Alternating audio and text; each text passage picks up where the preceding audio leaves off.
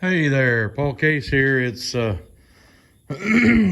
Monday, September 4th. It's Labor Day.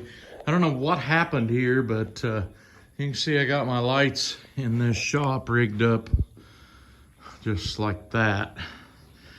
And Scott hit this wall, or the header on it, and boogered it up while I was gone to children's camp. He said he learned something that you couldn't go out the door with the bale up, or the gate up on the hay baler. So I'm gonna climb up this ladder, see if I can put that back to the wall, and we're gonna get to work on this tractor a little bit.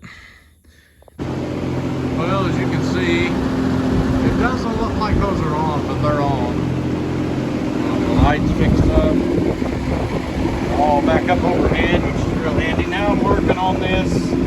And I got the fan on. It may be a little wind noise, but I'm working on this, putting this pilot bearing in this flywheel. I got it started already.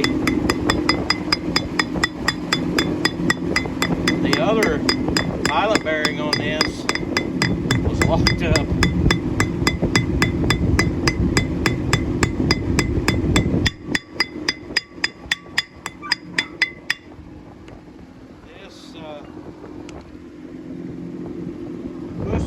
Pilot bearing on that one could drive all the way through that, so I'm just going to drive it down flush with that. That's the way it was. And then I've got I'm ready to put that flywheel in there now. Then I've got these two bearings. This is the old bearing.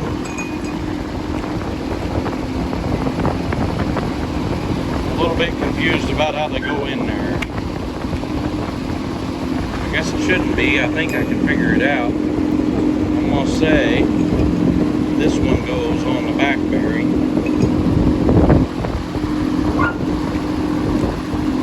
I'm going to say that's the front bearing. Maybe that goes on the front. This was the front bearing. Both of them was stuck, wore out.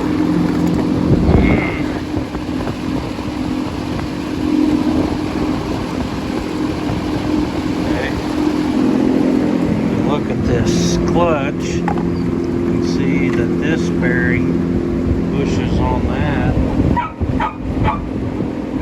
Will you quit it? All on its own.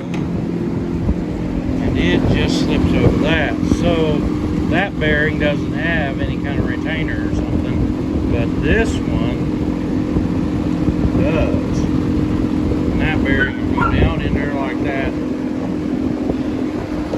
Sam, I can't believe she's being so vocal. I think she wants down. Come here. Come here. Come here. Yeah, there you go. She rode out there and checked the cows with me. She just wanted to go away. Maybe she heard somebody in the driveway. I don't know. But I think I got my bearing deals figured out. And I think Scott and his helper might be going to come down and help me put this flywheel and that clutch back in there. And I got to figure out some kind of alignment tool to align that. The middle shaft on the back of that thing kind of slid out. It practically looked like we could get it up there close and slide it back in there. Might make it easier to line up. I know my middle jack here is let down some, but the back one don't look like it has. Of course, it's only holding up the middle of the transmission there. All the cab is on these ones. So I'll bring you back in a minute when I've got some of this put together. Well, I'm back here. I got that flywheel in there, and I found out something about that flywheel. It doesn't have any aligning pins, but if you look at it, there's something strange about that compared to US made flywheels. These two bolts right here and right here are closer together than any of the rest of them. And count the number of those bolts, there's 7 of them. Yep, 7. Took me a little bit to figure that out. We just popped it off there, didn't mark it, think about it or nothing. but it does have a marker up here. But what I'm saying is there's only one way that'll go on there. Now I got my bearings all put on, and I got my deal slid in there. I don't have the little clips on it yet. There's little clips that go in holes on those carriers that hold it around the fork. So I got to get them 4 clips put on yet. By the way, I couldn't find them. This is what they look like. There was one of mine that's bent and one of them's missing. That's the little clip. And couldn't find them, and I thought, well, AGCO owns what was Hesston. So I went up to S&H to try to get them to order them for me or see if they had them. And they couldn't tell me that they had them or didn't have them. They said if I wanted to know anything about Hestons that were Fiat built, I had to go to Lockwood, which is about 50 miles from here, and they would have to look for it on their microfiche machine. So I wasn't doing that. I come back home and got on a computer and went to looking, and I found an outfit in Canada that said they had them and could ship them to me, so I bought them. And then I got to reading about the shipping on those, and it said that they would send them to me in the U.S. mail, but they only would send their mail down to the border with a courier when they had enough to send it, and it would usually be on a Friday. And at that point I realized I might not ever get these things, so I decided to try another route, and I got to looking in the information online at that company, and it gave a whole bunch of New Holland numbers that used that same clip. And so I took that list of numbers back up to S&H, and they found the part and found they had it at Lockwood, and they ordered it for me and got it down here to Joplin within a day. So I bought them, and then about 4 days ago the ones I'd ordered from Canada showed up. But that's all right. I've got the clips now that I need to put that back together.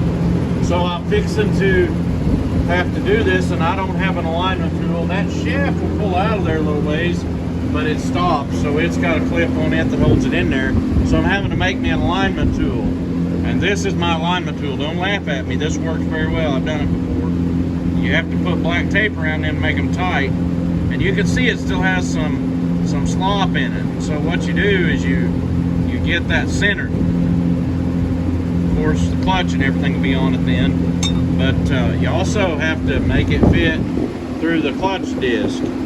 So I got her to where she's nice and tight in there. And so I'm ready to put this pressure plate on. It'll be maybe impossible for me to video it because this stupid thing's heavy, and I don't want to drop it on me or camera or nobody else. So, but I think I'm pretty well ready. I might get me a couple of bolts right up here. But this pressure plate's really heavy. It's got 2 big heavy discs in, so I'm not going to try videoing me putting it up in there, but you'll just have to imagine it. So, and if I get that put on there and tightened down, I am quitting working on this for the day. So we're kind of at the end of a logging job, and I don't know whether he's going to let us cut any more where we're at. It didn't sound like he was going to. And so in order for us to get to a stopping point, I'll have to get paid and be able to pay him for his part. And that may take a week. Of course, this being Labor Day week, we're not logging today. And we'll probably go log tomorrow and finish up everything we got there and get it hauled in. We'll try to get our settlements for it. But the one sawmill that I sell at don't pay till the week after you take them in. They usually don't cut their checks till on the weekend. So I'm probably going to have a few days where I'll have Kevin around here maybe help me slide this baby back together. If I can get this here on there, I'll be a big hurdle, you know. I'll bring you back in a minute. Well, I did get her in there, and I got the clutch lined up best I could. I got all my bolts tightened. I believe there's 2 of them for each fork, so there's 12 bolts around that tightened.